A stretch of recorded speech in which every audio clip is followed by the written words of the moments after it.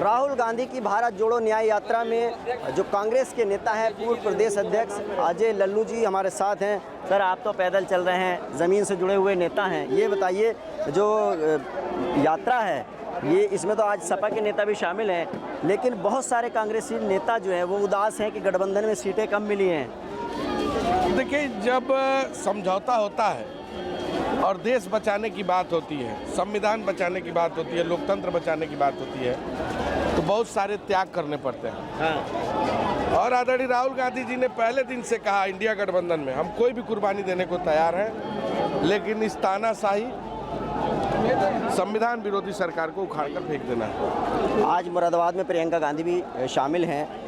जो यात्रा है उसमें ससुराल है प्रियंका गांधी की। कांग्रेस की जो परफॉर्मेंस थी बहुत अच्छी थी पिछले चुनावों में, लेकिन ये सीट कांग्रेस को नहीं मिली, तो मलाल है आप लोगों को इस बात का? मैं 2-3 चीज़ें आपको जरूर बताऊंगा। ये भारत जोड़ो न्याय यात्रा क्यों पड़ी, क्यों जरूरत पड़ी देश के लोगों के लिए, क्यों राहुल गांधी जी मणिपुर से लेकर महाराष्ट्र तक निकले हुए हैं। हाँ। कश्मीर, कन्याकुमारी से लेकर कश्मीर तक निकले थे, 4000 किलोमीटर पैदल यात्रा किए थे। मुरादाबाद ब्रास इंडस्ट्रीज के नाम से जाना जाता था जी। 40,000 करोड़ का कारोबार था। क्या स्थिति है? पूरी तरह समाप्ति के कगार पर है। बगल में मेरठ खेल कुल उद्योग था, अलीगढ़ में ताला चाबी, बुनकरी सबसे बड़े पैमाने पर इस इलाके की अपनी एक पहचान हुआ करती थी। खासकर अगर आप देखेंगे तो कारोबार जो है आप कह रहे हैं मंदा है कारोबार का। मैं वही कह रहा हूँ, अगर आप देखेंगे तो जिस तरह उत्तर प्रदेश में नौजवानों के भविष्य के साथ धोखा कर रही है सरकार।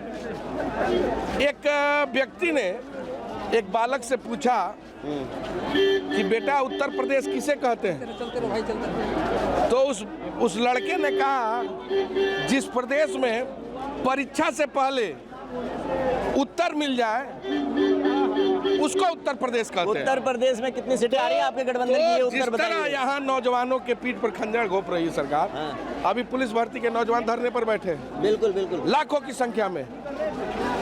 आरओ के नौजवान धरने पर बैठे हैं, लाखों की संख्या में।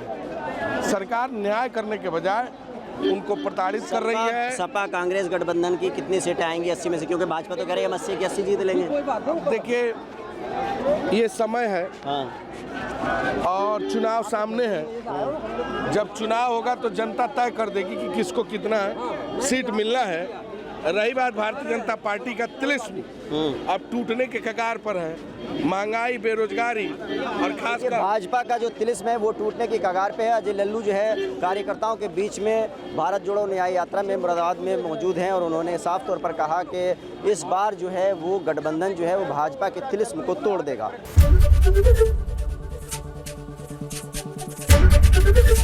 एबीपी गंगा, खबर आपकी, जुबान आपकी।